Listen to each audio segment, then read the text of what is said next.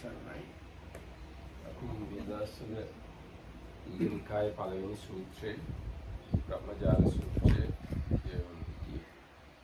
ඒකේ මතකයි ආරම්භයේ බුදුරජාණන් වහන්සේ රජගහනුවර ඉඳන් නාලන්දාවට වඩින අතර වාරේ සුප්පිය කියන පරිබ්‍රාජකයයි බ්‍රහ්මදත්ත කියන ගෝලයයි යාදී බුදුරජාණන්සේ ප්‍රශංසා කරමින් සහ නින්දා කරමින් පසුපසින් ආවා බුද්ධ ප්‍රමුඛ සංඝ රත්නයත් එක්ක.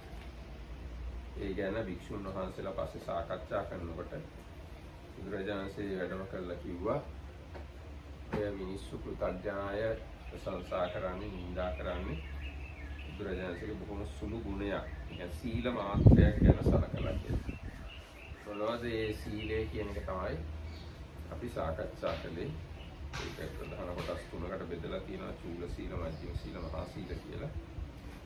ඒකට චූල සීල, මධ්‍යම සීල කියන දෙක තමයි අපි සාකච්ඡා කරන්නේ.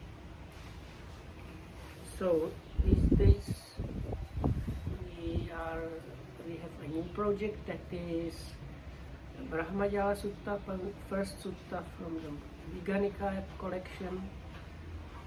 We started yesterday. So far we did the beginning.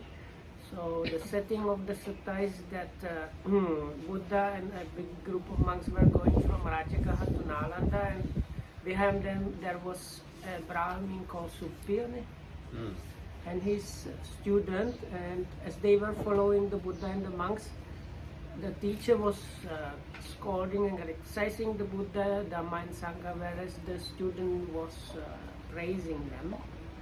So the next day morning the monks were talking about this and saying how the Buddha is amazing, how he can see how there are different beings, that you can find differences like that. And then when the Buddha came, asked them what they were talking about, he said, now a worldly person, if a worldly person were to praise the Buddha, he would praise his something really small comparatively, and that is the virtue. So, and then the Buddha started saying in what way this worldling might praise the Buddha.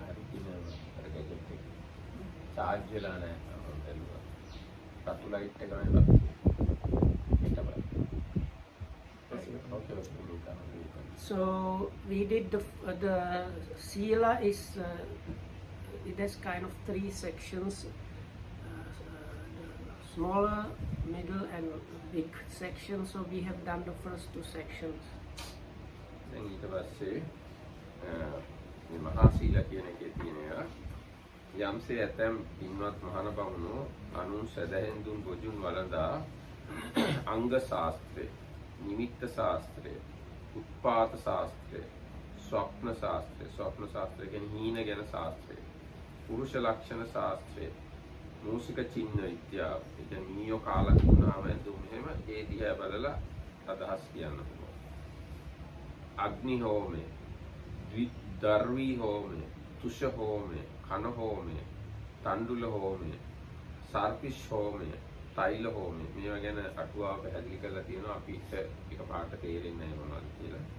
තෛල හෝමය, මුඛ හෝමය, ලෝහිත හෝමය, අංග විද්‍යාව, වාස්තු විද්‍යාව, ශාස්ත්‍ර විද්‍යාව, ශිව විද්‍යාව, භූත විද්‍යාව, භූරි විද්‍යාව, අහි විද්‍යාව, විෂ විද්‍යාව, වෘශ්චික විද්‍යාව, මූෂික විද්‍යාව, ශාකුණ විද්‍යාව, වායස විද්‍යාව, පක්ව ධානය, සරපරිත්‍රාණය, මෘග පක්ෂ යන මෙකී හෝ මෙබඳු තිරස්චීන විද්‍යාවෙන් මිත්‍යා ජීවෙන් දීපවත්වද්ද මහන ගොයුම් තෙමේ වනාහි මෙබඳු තිරස්චීන විද්‍යාවෙන් මිත්‍යා ආජීවෙන් වැළකුණේ යයි කියලා මහණෙනි මෙසේ හෝ තථාගතයන්ගේ ගුණ කියන පුතග්ජනයා ගුණ කියන. So we are in the section called Mahasila, the long section of virtue. Or he might say that this is the Buddha is talking about the worldly person praising the Tathagata. Or he might say, whereas some recluses and Brahmins, while living on the food offered by the faithful, earn living by a wrong means of livelihood. By such debased arts as And then here the note says, the explanation of these arts, usually indicated by a single obscure word in the text, is drawn from the commentary. So things like prophesying long life, prosperity, and so on, or the reverse. From the marks on a person's limbs, hands, feet, and so on. Divining by means of omens and signs. Making auguries on the basis of thunderbolts and celestial portals. Interpreting ominous dreams. Telling fortunes from marks on the body. Making auguries from the marks on cloth gnawed by mice. Offering fire oblations, offering oblations from a ladle, offering oblations of husks, rice powder, rice grains, ghee and oil, and to the gods.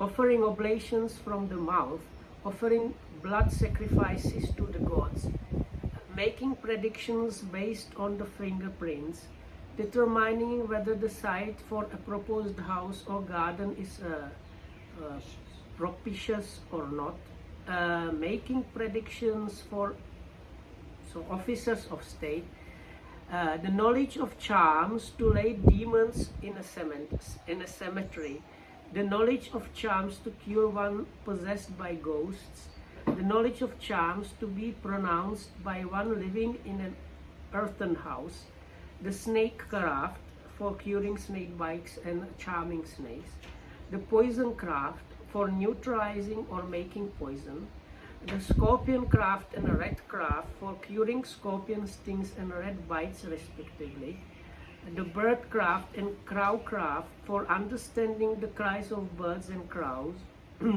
foretelling the number of years that a man has to live, the knowledge of charms to give protection from arrows, reciting charms to understand the language of animals. The recluse Gautam abstains from such wrong means of livelihood, from such debased arts.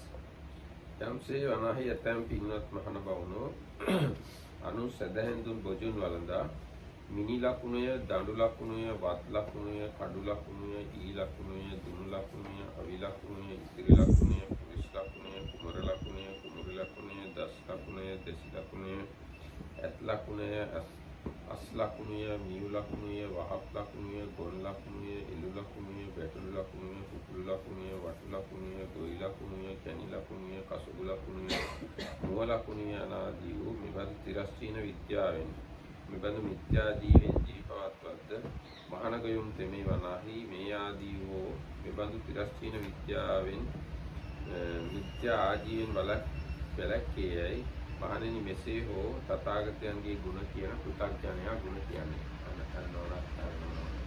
Yes. Is it possible to ask a question about the previous Dhamma talk? Yes. So 2 Dhamma talks ago, I'm sorry there hasn't been a chance to ask this. 2 Dhamma talks ago we talked about when we die, what becomes most effective besides the heavy karma is the most recent karma to the death. My question is, how close to death would be considered a recent karma in that situation?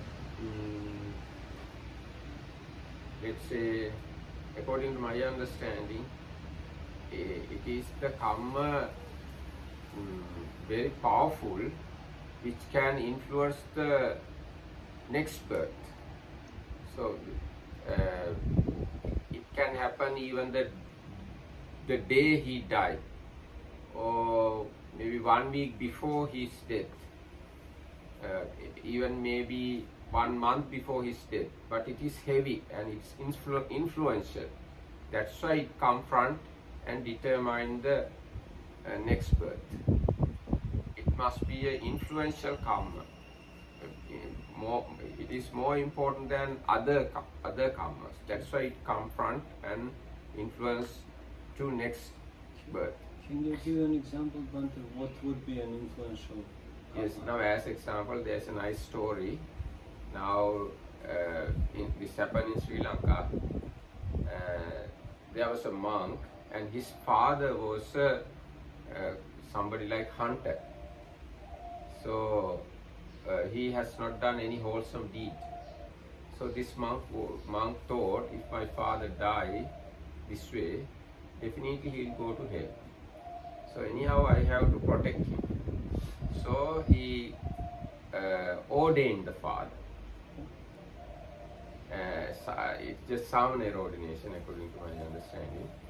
Samanera ordination. So at the time of when it is very close to death, father started to talking about hell. So this monk understood, now father is going to go to bad destination. So he took him on the bed to the Chaitya ground and showed him flowers and Buddha statues, and asked him to touch flower offerings, and he anyhow made him participate for wholesome activities. Then father's mind changed and he started to talk about divine things. So then father passed away. So through that, I think you can understand this matter. So at the last moment, if the particular person has not done this heinous crime, there is a possibility him to change his mentality and go to better destination. So as far as how heavy the karma must be, does it have to be heavier than the unwholesome karma he's done before, or is there an example of how or a level of how heavy the karma has to be for it to be a pre-death heavy karma? Actually, heaviness depending on the situation. If that heaviness must have ability to suppress all other karmas. It must have that much of heaviness to suppress all other karmas, and it becomes the most influential and important karma. So we can't exactly say how much heavy it should be, but the duty or the function of that karma is to suppress all other karmas and come into the action. It can be sometimes very small thing. Now, as example, Buddha's time, one poor lady now going to die and going to go to bad destination, and Buddha came together with, I think, Venerable Moggallana, and Venerable Moggallana said, oh woman, this is the greatest person in the world, so do something. So I think she just offered 4 flowers or something to the Buddha. So that karma is enough for her to go to heaven. Okay, let's go back to our topic. Okay, so I didn't read the part, no? So again, the Buddha, just to remind us, so the Buddha is saying what a worldly person might say when they try to praise the Tathagata's virtue. Or he might say, whereas some recluses and Brahmins, while living on the food offered by the faithful, earn their living by a wrong means of livelihood, such as debased arts, as interpreting the significance of the color, shape, and other features of the following items to determine whether they portend fortune or misfortune for their owners. And the items are gems, garments, stuffs, swords, spears, arrows, bows, and other weapons, women, men, boys, girls, slaves, slave women, elephants, horses, buffaloes, bulls, cows, goats, rams, fowl, quails, lizards, rabbits, tortoises, and other animals. The recluse Gautama abstains from such wrong means of livelihood, from such debased arts. යම්සේ වනහි ඇතැම් පින්වත් මහණ බමුණෝ අනුන් සැදැහැන්දුන් බොජුන් වළඳා අසවල් දින අසවල් නැකතින් අසවල් රජුරෝ තමන්ගේ නුවරින් යුද්ධය සඳහා නික්මීම වන්නේ. අසවල් නැකතින් නැවත තමන්ගේ නුවරට ඒම වන්නේ. අසවල් නැකතින් රට ඇතුළත වූ රජුගේ පිටත සිටින රජු සතුරු රජු හමුවීමට යෑම වන්නේය.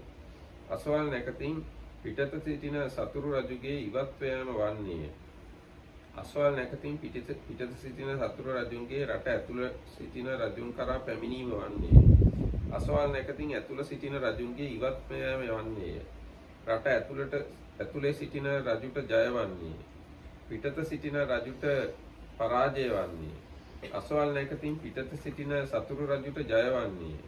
රට ඇතුළ සිටින රජුනට පරාජය වන්නේයයි. මෙසේ මොහුට ජය වන්නේ මොහුට පරාජය වන්නේයයි කියමින් මෙබඳු තිරස්චීන විද්‍යාවෙන් මිත්‍යා ආජීවෙන් දීපවත්වද්ද ශ්‍රමණ ගෞතම තෙමේ මෙබඳු තිරස්චාන විද්‍යාවන්ගෙන් ජීව පැවැත්වීමෙන් වැළකුණේ යයි මෙසේ හෝ පෘථග්ජනයා බුදුරජාණන්සේගේ ගුණ කියන පෘථග්ජනයා ගුණ කියන්නේ. Or he might say, whereas some recluses and Brahmins, while living on the food offered by the faithful, earn a living by wrong means of livelihood by such debased arts as making predictions to the effect that the king will march forth, the king will return, our king will attack and the enemy will retreat. The enemy king will attack and our king will retreat. Our king will triumph and the enemy king will be defeated.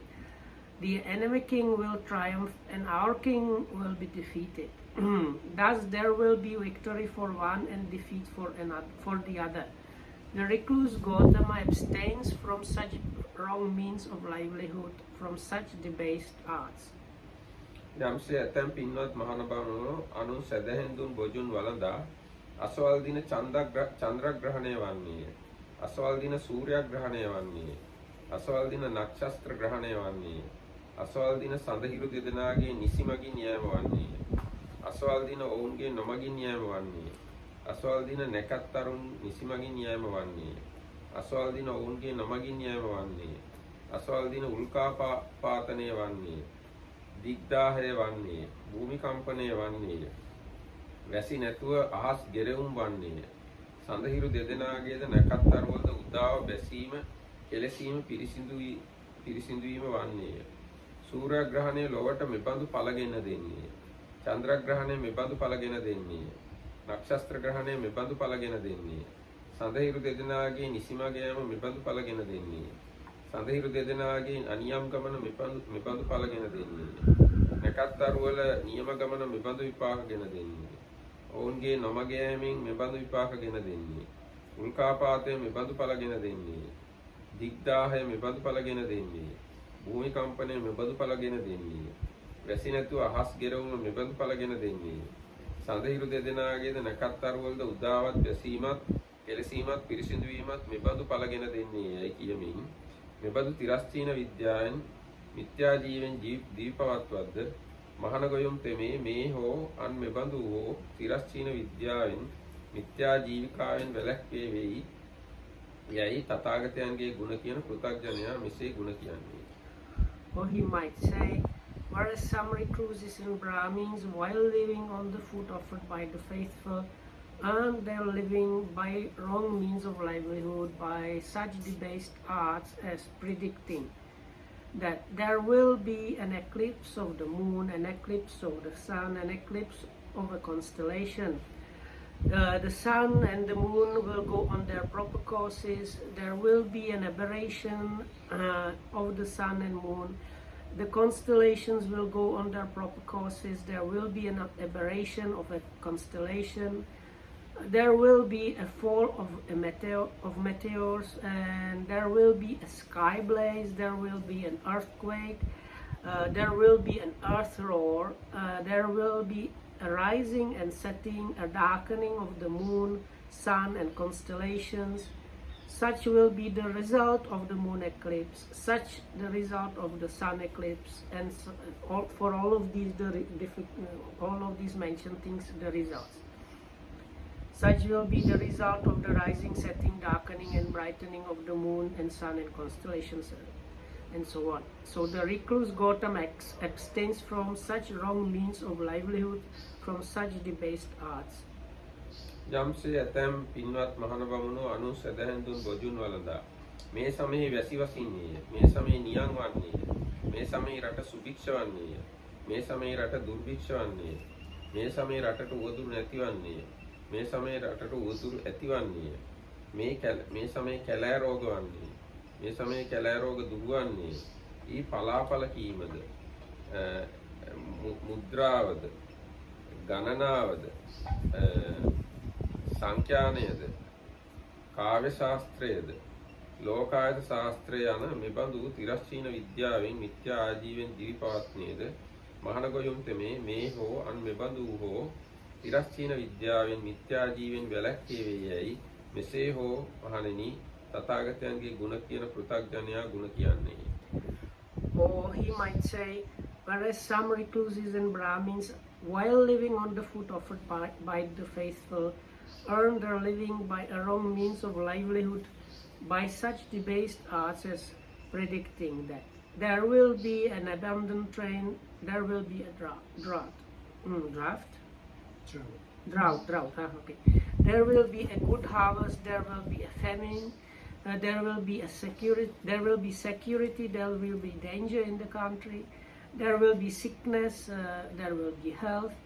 Or they earn a living by accounting, computation, calculation, by composing poetry and speculations about the world.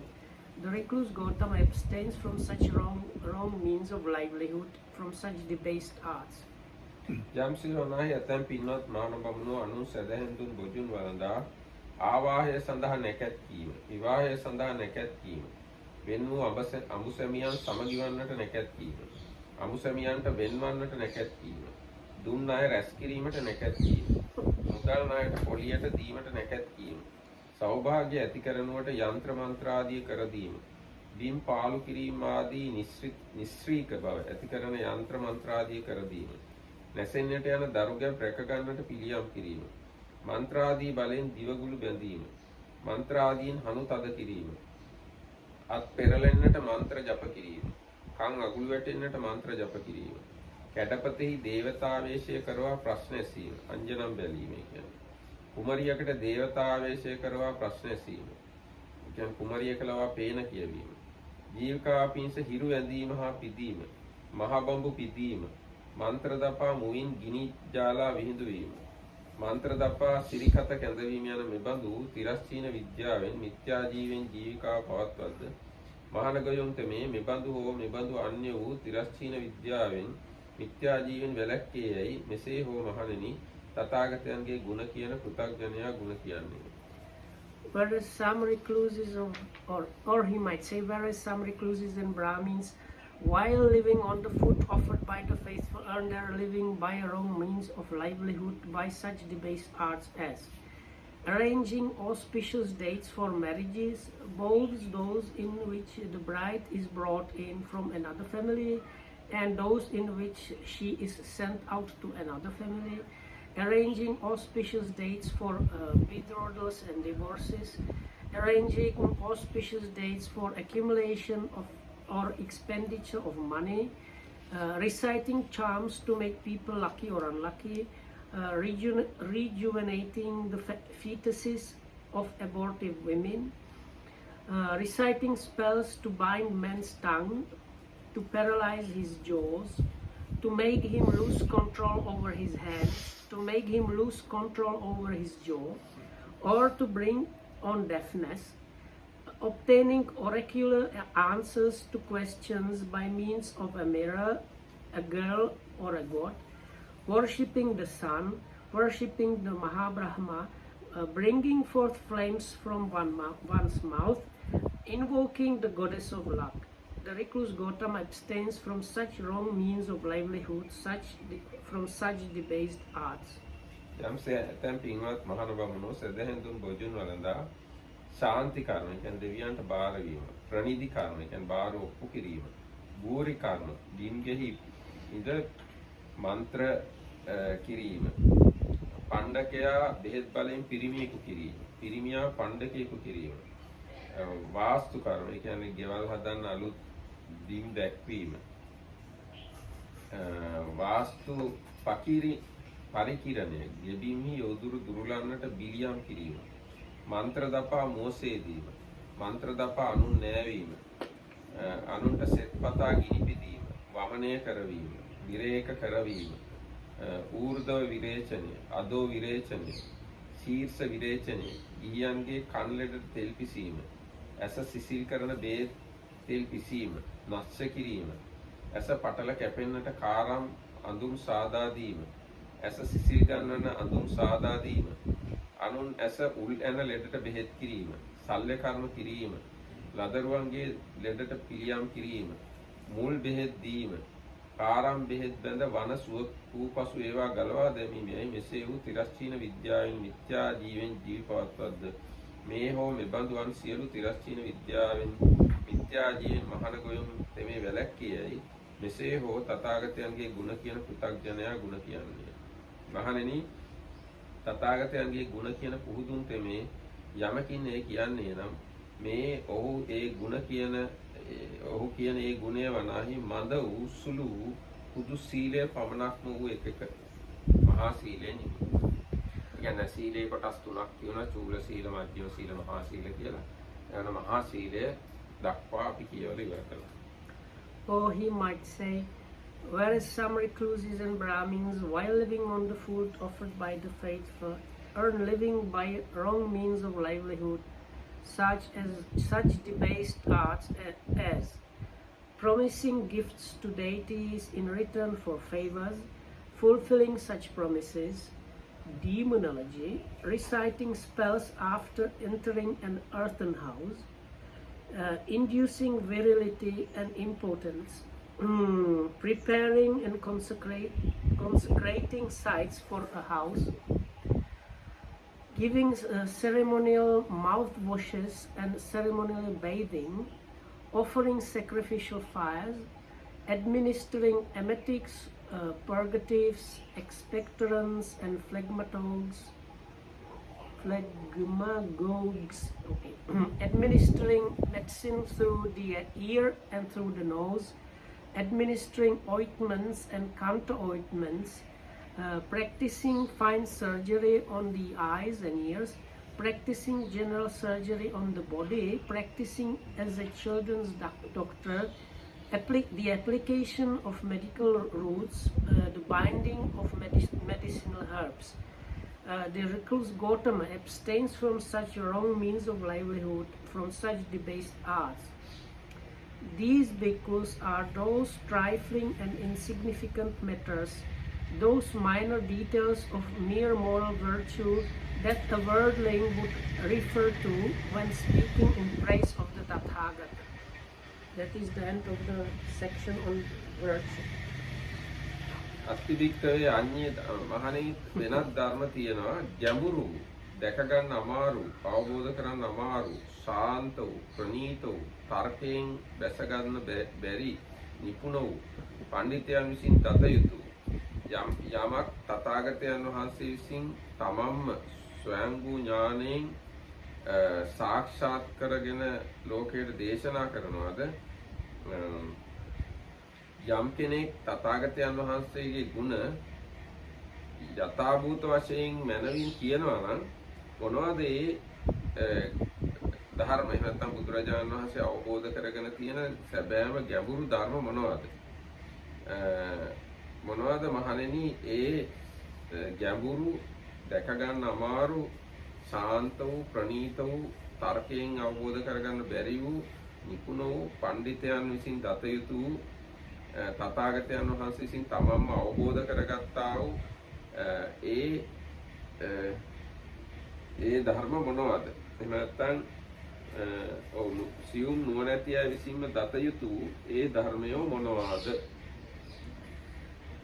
So there is another big section which is called here the speculations about the past. Pubbanta Kappika Katha.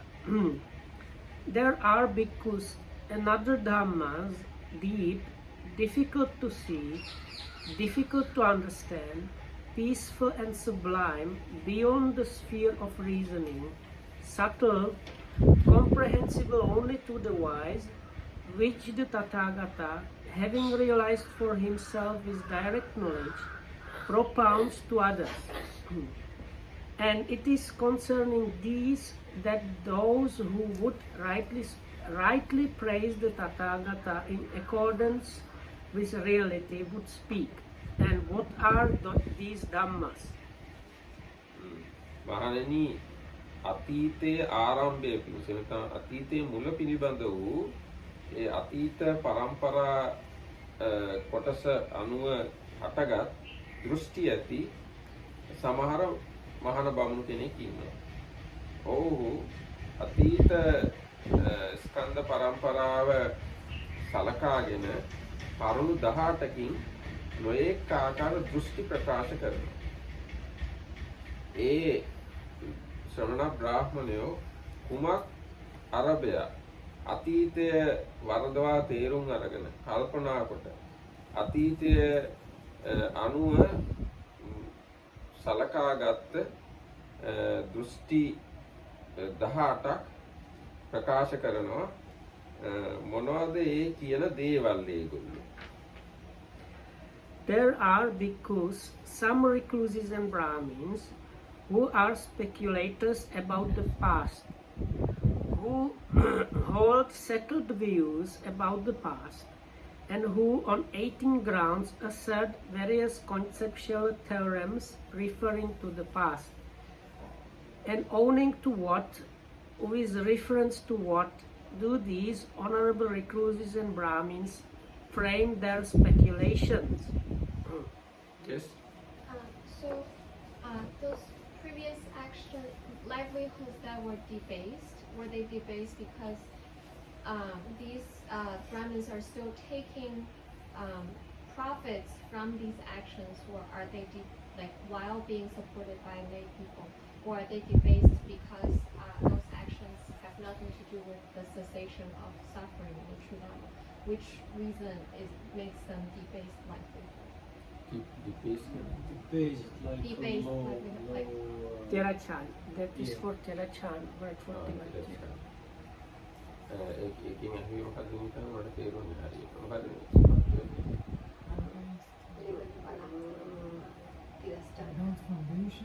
So is the problem that they are living on the food of the people and they have extra jobs, or is the problem that these jobs have nothing to do with attaining Nibbana? If I simplify No, the no, question. as if you declare yourself as a recluse, that is your character. So you have to behave according to your promise, let's say. So when you do any other job while living on others' food, it is not tally with your compromise, your declaration. So you declare yourself as a recluse. So if you are a recluse, you have to live according. No, I think I think actually the answer is the other one. because it's called Tirachana. The debased means the Tirachana, so it means these things have nothing to do with spiritual life. Not that you have given the promise, but these things are not spiritual things. So that's No, we can't say it is not spiritual thing for layperson. Layperson can do all these things and But can they are- practice spiritual practice. but they are still Tirachana. I think she Yes. was asking Okay. why they are called Tirachana. And I think they are Yes, even- preventing bhikkhus to practice. If you do these things, you cannot really practice. No, these things are tirachana, that's true. But for a layperson, accounting and or computing, all these things can be his livelihood. But it is not harmful for his spiritual development. But the lay people are not eating food offered by. That's right. That's why the problem. Now here, all these things applicable only for recluses. For recluses, these things are prohibited. So while it is prohibited if you do these kind of jobs, it is not tally with your livelihood. So then it become obstacle for your spiritual development. But for a lay person, it is not that kind of problem. So is it because they are recluse and still doing this? Is it a problem because they're taking money from doing it? Or is it because they're doing these actions at all? Like if they do it for free, is it still a problem? It's still problem because it is not the path to Nibbana for a recluse. Even they don't take money, still it is harmful and obstacle for a recluse to do this kind of different jobs. But there are some other explanations are there. Now according to Vinaya and Vinaya commentary, you can do some medicine or medication for other monks and your mother and father, your sister and brother. There are such kind of excuses in Vinaya Pitaka and commentary. But this is here it is shown as these recluses do it as their livelihood. So as a livelihood it is wrong, but without having such kind of intention, I mean without having intention of earning money as a livelihood, there is space or room or allowance to do this kind of things up to certain extent.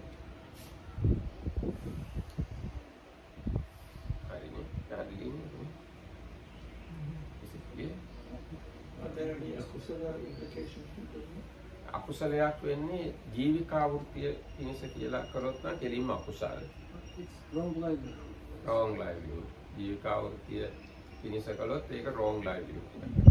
ඒ වුණාට සමහර වෙලාවට දැන් අර මම කිව්වාගේ අම්මට බෙහෙත් කරන්න ඉඩක් තියෙනවා. අන්න ඒ වගේ ඉඩ තියෙන ප්‍රමාණයක් තියෙනවා. දැන් සමහර වෙලාවට කතාවක් තියෙනවා වසබ රජුරුවන්ගේ විසවට ලෙඩක් හැදිලා තියෙනවා. මේ හාමුදුරුවෝ බෙහෙත් දානවා කියලා වසබ රජුරුවන්ගේ විසව සේවිකාවක් වෙලා තියෙනවා මේ ලෙඩේට බෙහෙත් දාගෙන ඉන්න. ඊට පස්සේ හාමුදුරුවෝ දන්නවා එහෙම ගිහි අයට බෙහෙත් කියන එක වැරදි කියලා. හැබැයි ඉතින් මේ රජුරුවන්ගේ විසවනේ. ඉතින් නිකම්ම හිස් අතින් යවන්නත් බෑනේ. ඒතර හාමුදුරුවෝ කතා වෙලා තියෙනවා මෙන්න මෙහෙම ලෙඩක් හැදුනහම මේ බෙහෙත් නේද ඔකට හොඳ කියලා. ඒක අහගෙන ඉඳලා සේවිකාව ගිහිල්ලා රජ විසවට කියලා. ඒතර රජ විසව ඒ බෙහෙත් හදාගෙන දීලා ලෙඩේ හොඳ කරගත්තා.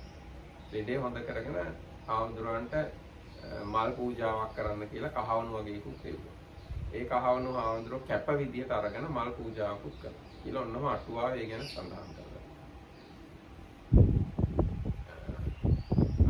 එහෙනම් ප්‍රශ්නේ හරියනේ නේද? දැන් අපි ඔන්න යෝනේ කාරණා.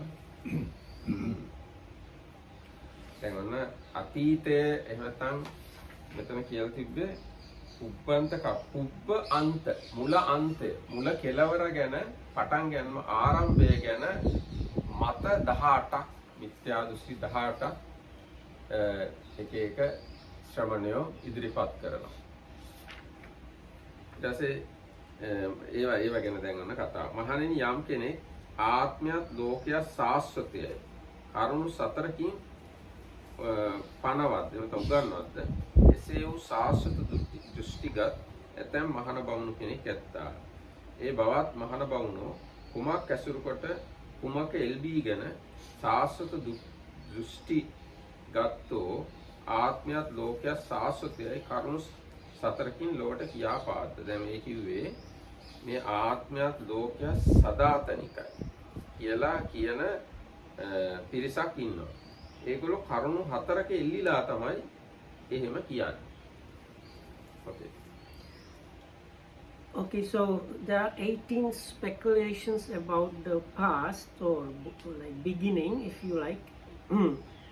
So the first four are eternalism, Sasatavad. There are bhikkhus, some recluses and brahmins who are eternalists, who on four grounds proclaim self and the world to be eternal, and owning to that with reference to, owning to what, with reference to what do these honorable recluses and Brahmins proclaim their views. මහණෙනි මෙහි කිසියම් මහණෙක් හෝ බමුණෙක් හෝ වීරිය කොට උත්සාහ කොට නැවත නැවත වීරිය කොට නොපමා බවට පැමිණ නුවණ නිසා සමාධිය නිසා සිත මනාව පිහිටි කල්ලි නොඑක ආකාරෝ ඉස්සර හිටිය ආත්ම භාව සිහි කරයි. එසේ වූ චිත්ත සමාධියක් ලබා ගනී. ඔහු මෙසේ එමෙතන ඒ මෙහෙමයි. කොහොමද? අසවල් තැන වීමි. එහි මේ නමින් හිටියෙමි. මෙනම් ගෝත්‍රයේ හිටියෙමි. මෙබඳු වර්ණයෙන් හිටියෙමි. මෙබඳු ආහාර අනුභව කළෙමි. මෙබඳු සුව දුක් විඳෙමි. මෙතෙක් වයස් සීමාවක් එහි ජීවත් වීමි. මම එයින් මිය ගිහිල්ලා අසවල් තැන උපන්නෙමි. එහිද මේ නමින් හිටියෙමි. මේ නම් ගෝත්‍රයෙන් හිටියෙමි. මෙබඳු පැහැයෙන් හිටියෙමි. මෙබඳු ආහාර ඇතියෙන් වීමි. මෙබඳු සුව දෙක් විඳෙමි.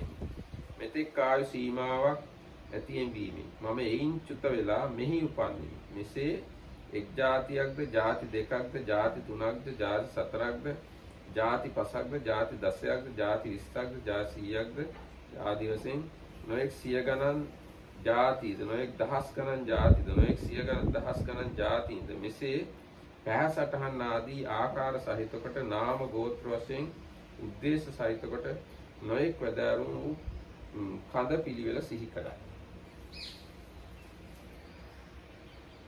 So, in the first case, because some recluse or a Brahmin, by means of ardor, endeavor, application, diligence, and right reflection, attains to such a degree of mental concentration that with his mind thus concentrated, he recollects his numerous past lives. That is, 1 birth, 2, 3, 4, 5 births, 10, 20, 30, 40, 50 births, 100, 1,000, 100,000 births, many hundreds of thousands of births. He recalls, then I had such a name, belonged to such a clan, had such an appearance, such was my food, such was my experience of pleasure and pain, such my span of life. Passing away thence, I arose there. There too I had such a name, belonged to such a clan, had such an appearance, such was my food, such was my experience of pleasure and pain, such my span of life. Passing away thence, I arose here. Thus he recollects his numerous past lives in their modes and their details. මෙසේ ධානානුභවයෙන් යුක්ත හිතේ දෘෂ්ටිගතික වූයේ මෙලෙස කියයි. ආත්මයත් ලෝකයක් සාස්ෘතය වන්දය ගිරිකුලක්සේ නිශ්චලව සිටියේ ගැඹුරු වල කැන සිටුවන ලද ඉන්ද්‍රකීලයක්සේ ස්ථිරව සිටියේ. ඒ සත්වයෝ මෙයින් චුත වී අන්තනකට යති. භවයෙන් භවයට හැසිරෙති. මැරෙති. මැරී උපදිති. සදාභාවී වස්තුන් මෙන්ද ඒ ආත්මයද ලෝකයේද සදාකාලිකව විද්‍යමානයි. එසේ මම කියන්නේ කුමක් හේින්ද? මම වීරිය වඩලා උත්සාහ වඩලා නැවත නැවත උත්සාහ වඩලා නොපමා වෙලා නුවණ නිසා සමාධියෙන් සිත මනාව පිහිටි කල්ලි නොඑක් පෙරවැදෑරුම් එහෙනම් නොඑක් වැදෑරුම් පෙර හිටිය ආත්ම භාව සිහි කළා එහෙනම් සිහි කෙරෙමුද ඒ බඳු චිත්ත සමාධියක් ලැබුවා. ඒ මෙහෙමයි අහවල් තැන මෙහෙම කියා ආදි වශයෙන් අර විස්තරේ තියෙනවා. එහෙම මමම දැකලා තමයි මේ කියන්නේ මේ සියල්ල සදාකාලිකයි. ආත්මයත් ලෝකයත් පොළොව ආදී සියල්ල නොනැසී පවතින වස්තු. එහෙනම් ආත්මයත් ලෝකයත් පොළොව ආදී නොනැසී පවත්නා වස්තුන්ට සමව හැම කල්හිම විද්‍යමානයයි මෙය දනිමි. මහණෙනි යමක් අරමුණකට ඇතැම් මහණ බමුණෝ සාස්වත දිට්ඨියත්ෝ ආත්මයත් ලෝකයත් සාස්වත කොට පනවද්ද මේ ඒ පළමු කාරණාව. දැන් කරුණු හතරක් තියෙනවා. මේ තමයි පළවෙනි කාරණාව. ආත්මයත් ලෝකයත් සාස්වතයි කියන දෘෂ්ටිය ඇති වෙන පළවෙනි හේතුව මෙන්න මේක. He speaks thus: the self and the world are eternal, barren, steadfast as a mountain peak, standing firm like a pillar. And though these beings roam and wander through the round of existence, pass away and re-arise, yet the self and the world remain the same, just like eternity itself. What is the reason? Because I, by means of ardor, endeavor, application, diligence, and right reflection, attain to such a degree of mental concentration that with my mind thus concentrated, I recollect my numerous past lives in their modes and their details. I think in the Pali it's again repeated, the 1, 2, 3, 4, and up to the hundreds of thousands, and I was here and I was doing this and so. For this reason I know this, the self and the world are eternal, barren, steadfast as a mountain peak, standing firm like a pillar. And though these beings roam and wander through the round of existence, pass away and re-arise, yet the self and the world remain the same, just like the eternity itself. This bhikkhus is the first case.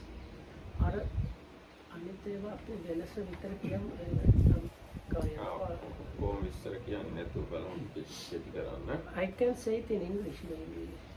So the second one is same story, but the difference is how much he can recollect when he gets the concentration.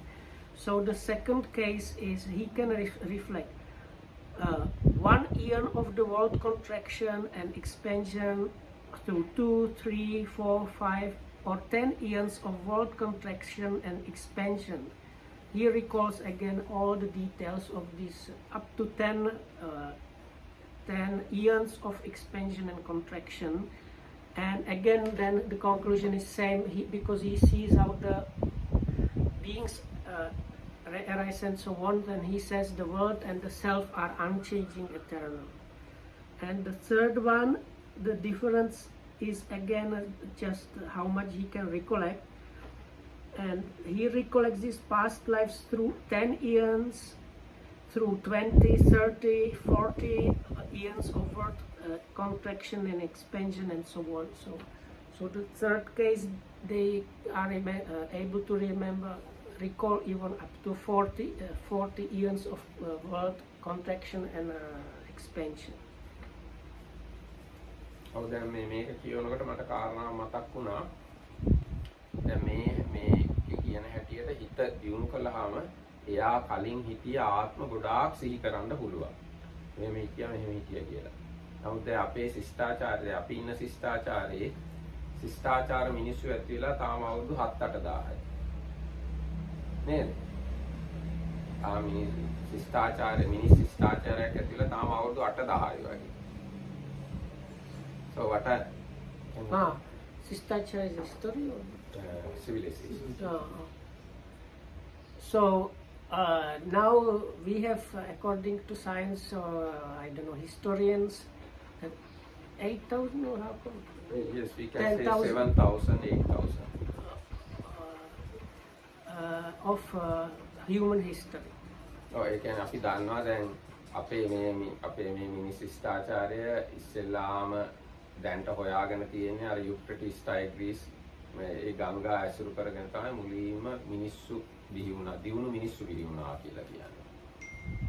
So according to this like available records or like finds about the standing human civilization, at least a little bit advanced one, it started, or the oldest one are probably from the Euphrates and Tigris in Mesopotamia, and that is like maybe like 8,000 or something like that years old. ඊට පස්සේ ඉතින් අපි කියනවා ඒ ඇති වෙන්න කලින් මේ ගෝවි යුගය කියලා එකක් තිබුණා, ඉන්දීර යුගය කියලා එකක් තිබුණා, ගල් යුගය කියලා එකක් තිබුණා. එහෙම කියලාත් අපි ඉගෙන ගන්නවා. So before that, we are told there were these like Iron Age, Bronze Age, and things like that. Stone Age. Now, ඉතින් එතකොට ඔය ඔක්කොම සිද්ධ වෙන්න අවුරුදු ලක්ෂ 10ක් යයි වුණා. So that might be like 100,000 years. or 100 or 1 million years. යයි ඔය සමස්ත සිද්ධිය සිද්ධ වෙන්නේ. හැබැයි අපි ඉගෙන ගන්න ඒවයි මේ බුදුරජාණන් වහන්සේ දකින මේ කාරණාවයි සංසන්දනය කරන්න විදිහක් නැහැ. එක්ක විද්‍යාඥයෝ හරි වෙන්න ඕනේ, එහෙම නැත්නම් මේ සූත්‍රය හරි වෙන්න ඕනේ. මේ දෙක එකක් තමයි සිද්ධ වෙන්නේ. So there is a contradiction between the scientific record and what is there in the suttas. It is impossible that both of them are correct. ඒකට කොහොමද අපි ඒක තීරණය කරගන්නේ? විද්‍යාඥයෝ කියන ඒ යුග මේ හෝමෝ සැපියන්ගේ මේ යුග ඇවිල්ලා මේ අපි අද වෙනකන් ආපු මේ අවුරුදු 7000යි ඊට කලින් ලක්ෂයක් හමාරුකුයි මේ ටිකද ඇත්ත නැත්නම් මේ සූත්‍රයේ තියෙන එකද ඇත්ත කියලා කොහොමද අපි තීරණය කරගන්නේ? So Dharmakira says, how do we decide? Is it correct what the science says, that there was the proper civilization maybe, let's say 10,000 years, and maybe few 100,000 years before that some kind of humans, and before that the evolution kind of story, or is it what is correct? Is it correct what is there in the suttas? දැන් මේ සූත්‍රයේ හැටියට එයා කියනවා මේ ගෝත්‍රයේ මේ නමින් මෙහෙම හිටියා, මෙහෙම ආහාර පාන කෑම බිව්වා, මේ වර්ණයෙන් හිටියා, එයින් මෙරිලා ගිහිල්ලා මෙහෙම වුණා කියලා ආත්ම 100,000 නොයේ කල්ප ගණන් සිහි කරනවා එයා. මේ පුද්ගලයා එක පුද්ගලයෙක් සිහි කරන්නේ. කල්ප ගණන් සංවට්ට කප්ප විවට්ට කප්පම කල්ප 40 දක්වා සිහි කරන්න පුළුවන්. එයා ඉඳලා තියෙනවා කල්ප 40ක් කියලා. එතකොට විද්‍යාඥයෝ කියන මේකයි සූත්‍රයේ තියෙන මේකයි කොහොමද සංසන්දනය කරන්න කියන්නේ. So the Dharmakira says the conclusion is we cannot compare this because in this the Buddha says some people are able to recollect 40 eons of the world expansion and contraction, whereas we say the humans were there maybe like 100-200,000 years, and that's all. ඒකින්ද මේ විද්‍යාව කියන්නේ සම්පූර්ණයෙන් බුද්ධ ආගමට වඩා වෙනස් පාරක වෙනස් චින්තන ක්‍රමයක්. බුද්ධ ආගම කියන්නේ ඊට වඩා සෑහෙන වෙනස් එකක්. So then from that we see that the science is going one way and the Buddhism is going another way. ඒකයි මට මේ මතක් කරන්න ඕනේ. ඒ කියන්නේ දැන් විද්‍යාව යන්නේ උච්ඡේද විත්‍ය පදනම් කරගෙන බොහෝ කොට දැන් විද්‍යාවට අනුව මේ මිනිස්සු ඉන්නවා, ඒගොල්ලෝ මැරෙනවා, මැරුණාට පස්සේ මොනවද වෙන්නේ කියලා කතා කරන්නේ නැහැ. හැබැයි දැන් මේ සූත්‍රයේ කියපු එක අනුව එයා හිතනවා සාස්වතයි, සදාකාලිකව මම හිතියා, ඉස්සරත් හිතියා, දැනුත් ඉන්නවා කියලා එයා හිතනවා. සාස්වත දිට්ඨිය තමයි මේ සූත්‍රයේ කිව්වේ. විද්‍යාව ගන්නන්නේ උච්ඡේද දිට්ඨිය. Dhammakira says then the sutta talks now about the eternalism, whereas he says that science teaches the nihilistic or materialistic teaching, the science. ඒ මොකද එහෙම කියන්නේ? විද්‍යාවට අනුව මැරිලා ආයි උපදිනවා කියලා එකක් උගන්වන්නේ නැහැ. නමුත් දැන් මේ සූත්‍රයට අනුව එයා මැරි ආයෙත් කල්ප ගණන් ඉපදිලා. Because the science does not teach that after death there is again rebirth happening. So, and this teaching of this particular group, it's the opposite. They teach that like this rebirth is happening eternal. එතකොට ඔන්න දැන් ඔය දැන් අපි කතා කරේ මිනිතාඳුර එක සාරාංශ කරලා කිව්වා ඔක්කොම අර හතර දෙනාගේම දෘෂ්ටිය. නෑ හතරවෙනි දෘෂ්ටි නෑ. So first three are the meditators, the fourth one is the scientist or philosopher. Yes. දැන් මම කිව්වේ දැන් පළවෙනි පුද්ගලයා හිතනවා සදහටම තියනවා කියලා. දෙවෙනි පුද්ගලයා හිතනවා කල්ප yes up to 10 years or so. කල්ප 10ක් එයාට සිහි කරන්න පුළුවන්. එයා භාවනා කරලා කල්ප 10ක් සිහි කරන්න පුළුවන් තත්ත්වයට ඇවිල්ලා. එතකොට එයා කියනවා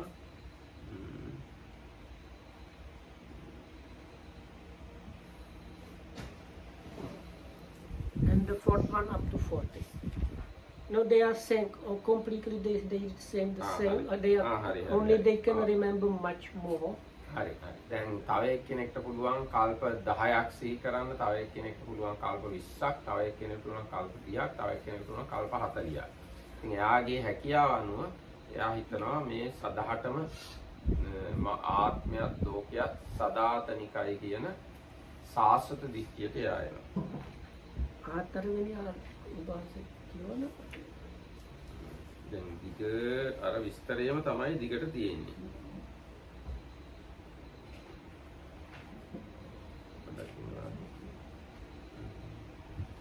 දෙවෙනි කාරණේ බවත් මහානුභාවනෝ කුමක් නිසා කුමක් කරුණේ සාස්වත දිස්තික වූ ආත්මයත් ලෝකයක් සාස්වතයකට පනවද්දයත්. හතරවෙනි. we need the හතරවෙනි. ඔව් දෙවෙනි එක කියලා සිහි කරනවා. හරි සංවාති වල 10ක් සිහි කරනවා. හරි. ඊගා එක්කෙනා 40ක්. සංවාති වලට 30ක් සිහි කරනවා.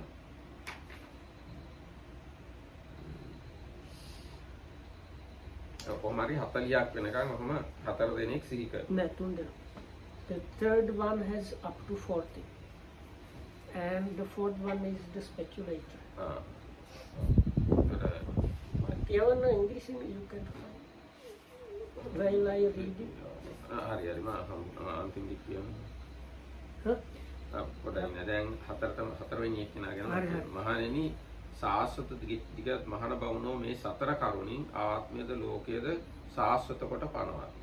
මහණෙනි සාස්වත දෘෂ්ටිගත යම් මහාන බවුනෝ කෙනෙක් ආත්මයත් ලෝකයත් සාස්වත කොට පනවත් නම් ඒ සියල්ලෝ මේ කරුණු සතරින්ම හෝ මොවුන් අතරින් එකකින් හෝ එසේ පනවත්. මේ සතර කරුණෙන් පිටත අන් කරුණක් නැත. ඒතකොට ලෝකයත් ආත්මය සාස්වතයි කියලා කියන අය ඒගොල්ලෝ මේ විදිහට දැකලා තමයි කියන්නේ.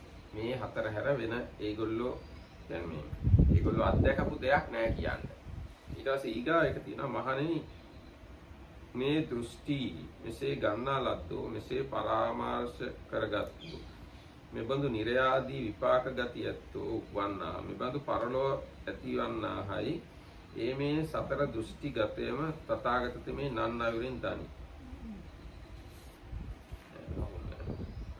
නෑ ඊගා හරි. වැරදුනාට ඔන්න දැන් ඊගා එක්කෙනා මහණෙනි මෙහි එක්තරා මහණෙක් හෝ බමුණෙක් හෝ තර්ක කරන්නේ විමසන්නේ ඒ කරුණින් තරකට විමසුන් නුවණින් පමණින් කාරණය මැන ආත්මයත් ලෝකයක් සදාකාලිකය වන්දය ගිරිකුලක්සේ නිසලය ඉන්ද්‍රකීලයක්තේ තරව සිටියේ ඒ සත්වම මෙයින් අන්තනකට භවෙන් භවයට යත් මැරෙත් මැරී උපදිත් මහා පෘථිවි ආදී සාස්වතීන්ට සමව හැමදාම ඇත්තායි මෙසේ තමාගේ හුදු වැටහීම කියයි. තව කට්ටියක් එහෙම භාවනා කරලා ධානය වඩලා ඉස්සර හිටිය ආත්ම බලලා මේ ලෝකය සදාතනිකයි ආත්මය සදාතනිකයි කියන්නේ නැහැ. ඒගොල්ලෝ තර්කානුකූලව හිතලා කියනවා ආත්මයත් ලෝකයත් සදාකාලිකයි කියලා. විද්‍යාඥයෝ එහෙම කියන්නේ නැහැ හැබැයි. විද්‍යාඥයෝ ආත්මයත් ලෝකයත් සාස්වතයි කියන්නේ නැහැ. මේ සමහර චින්තකයෝ දාර්ශනිකයෝ ඉන්නවා. ඒගොල්ලෝ කල්පනා කරලා බලලා හිතලා ඒගොල්ලන්ගේ මතයක් වශයෙන් ඉදිරිපත් කරනවා සියල්ල සදාතනිකයි කියලා. එතකොට මෙන්න මේ හතර තමයි මේ සාස්වතවාද හතර මුලින්ම උගන්වන.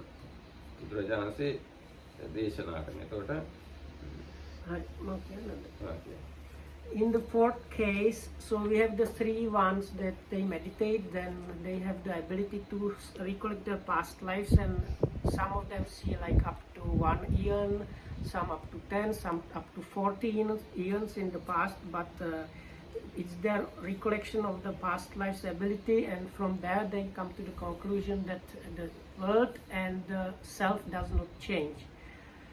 So in the fourth case, owning to what, with reference to what, are some honorable recluses and Brahmins, eternalists, who proclaim the self and the world to be eternal. Herein, because some recluse or Brahmin is a rationalist and investigator, he declares his view, hammered out by reason, deduced from his investigations, following his own flight of thought. Thus, the self and the world are eternal, barren, steadfast as a mountain peak, standing firm like a pillar. And though these beings roam and wander through the round of existence, pass away and re-arise, yet the self and the world remain the same, just like eternity itself. This bhikkhu is the fourth case. Our conclusion. ඒ බෙන් සුට්ට කියලා ඉවර කරනවා. මහණෙනි සාස්වත දෘෂ්ටිගත ඒ මහණ බවුනෝ මේ සතර කරුණින් ආත්මයද ලෝකයේද සාස්වත කොට පනවයි. මහණෙනි සාස්වත දෘෂ්ටිගත යම් මහණ බවුණු කෙනෙක් ආත්මයත් ලෝකයත් සාස්වත කොට පනවත් නම් ඒ සියල්ලෝම මේ කරුණු සතරින්ම හෝ මෝහන අතුරින් එකකින් හෝ එසේ පනවයි. මේ සතර කරුණින් පිට අන් කරුණක් වුන්ට නැත. මහණෙනි මේ දෘෂ්ටියුගේ මේ මෙසේ පරාමෘෂ්ට වූ නැත්නම් මෙහෙම අතපත ගෑවහම අල්ලගත්තාම මෙබඳු නිර්යාදී විපාක ගති ඇත්තෝ වන්නා මෙබඳු පරලෝක ගති ඇත්තෝ වන්නායි ඒ මේ සතර දෘෂ්ටි ගතේම තථාගත තෙමේ නන්නවින් දනි තථාගත තෙමේ එයත් දනි එයින් මත්තෙහි වූ සීල සමාධි ප්‍රඥා විමුක්ති ඥාන දර්ශන සර්වඥතා ඥාන යන මේ සියල්ලක් දනි එය දන්නේ මෙය මම දනිමි. තෘෂ්ණා දෘෂ්ටි මාන වශයෙන් පරාමර්ශනය නොකරයි. එය පරාමර්ශනය නොකරන ඒ තථාගතයන් විසින් තමාම කෙලෙස් නිවීම දන්නා ලද්දේ. තථාගත තෙමේ ඒ වේදනාවන්ගේ උප්පත්තියද විනාශයද ආස්වාදයද ආදීනවයද ඒ වේදනාවන්ගේ නික්මීමද තත්ත්ව පරිදි දැන චන්දරාගයේ දුරු බැවින් උපාදාන රහිතව මිදුනේ වේ. මහණෙනි තථාගත තෙමේ යම් ධර්ම කෙනෙකුන් තමම්ම විශිෂ්ට ඥානයෙන් දැන ප්‍රත්‍යක්ෂ කොට ප්‍රකාශ කෙරේ නම් යම් ධර්ම කෙනෙකුන් කරුණ කොටගෙන තථාගත බුදුරජාණන් වහන්සේ ඇති පරිදුම ගුණ කියන්නට තැත් කරන්නෝ කියන්නා වුණා මේ ගැඹුරු සර්වඥ බුදු කෙනෙකුන් විසින්ම අර වෙන අය විසින් දැක්ක නොහැක්ක වූ එයින්ම වෙන අය විසින් අවබෝධ නොකොට හැකි වූ ශාන්තෝ ප්‍රණීතෝ තරකයෙන් බැසගත නොහැකි වූ සියුම් වූ ප්‍රඥාන් විසින්ම දත හැකි වූ ඒ ධර්මයේ. ආයතන කිව්වේ මෙන්න මේ වගේ දෙයක් දැකලා බුදුරජාණන් වහන්සේට ප්‍රශංසා කරනවා නම් අන්න ඒගොල්ලෝ තමයි බුදුරජාණන්සේට හරියට ප්‍රශංසා කරන්නේ. ඒ කියන්නේ බුදුරජාණන්සේ මෙන්න මෙහෙම සාස්වත දෘෂ්ටි හතරක් ලෝකේ තියෙනවා කියලා බුදුරජාණන් වහන්සේ දකින්නවාය. ඒ දැක්ම ගැන බුදුරජාණන් වහන්සේ තණ්හාවක් නැත. ඒක තමන් දන්නවා කියලා දන්නවා. ඒ දන්න එක ගැන උපාදානයකුත් නැත කියලා අන්න එහෙම බුදුරජාණන් වහන්සේ ගැන කවුරු හරි තේරුම් අරන් ප්‍රශංසා කරනවා නම් අන්න ඒක තමයි බුදුරජාණන් වහන්සේට නියම විදිහට ප්‍රශංසා කරන විදිහ කියලා කියනවා. Okay. So it is on these four grounds, bhikkhus, that those recluses and brahmins who are eternalists proclaim the self and the world to be eternal. Whatever recluses and brahmins there may be who proclaim the self and the world to be eternal, all of them do so on these four grounds or on a certain one of them. Outside of these there is none. These bhikkhus the Tathagata understands, and he understands. These 10 points, thus assumed and thus misapprehended, lead to such a future destination, to such a state in the world beyond. He understands as well what transcends this, yet even that understanding he does not misapprehend. And because he is free from misapprehension, he has realized within himself the state of perfect peace. Having understood as they really are the origin and the passing away of feelings, their satisfaction and their unsatisfactoriness, and the escape from them, the Tathagata bhikkhus is emancipated through non-clinging. These are those dhammas, bhikkhus, that are deep, difficult to see, difficult to understand, peaceful and sublime, beyond the sphere of reasoning, subtle, comprehensible only to the wise, which the Tathagata, having realized for himself this direct knowledge, propounds to others. And it is concerning these that those who would rightly praise the Tathagata in accordance with reality would speak. Everybody understood? Okay. So the Markitam summarized that. I think this is a good idea. So the whole talk is based like somebody praising Tathagata or not. So the first part was about Sila, where the Buddha said the worldling, because they don't understand that the Buddha knows some much deeper things, they praise the morality, and that was done before. So now the Buddha starts talking about the very deep, profound things that if you want to correctly praise the Buddha or the Tathagata, you would praise those things. So now, in connection with these four eternalist views, there were the superiority of the Tathagata was explained. That's it. ඔය කියන්නේ ඔව් එන අද දවසේ මෙතන අපි සමහත් කරමු මේක දිග සූත්‍රය තව ගොඩක් දවස් ගත වෙයි. හැම දිනකටම තේරුවන් sir. Because how many views? 40, 64? 62. 62. Only 4 we already discussed.